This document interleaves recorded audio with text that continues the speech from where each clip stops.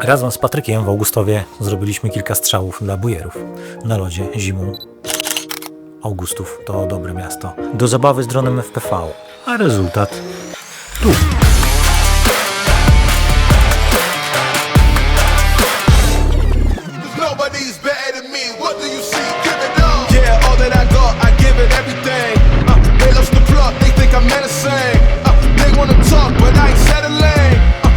Tight, feeling like wedding rings, whole lot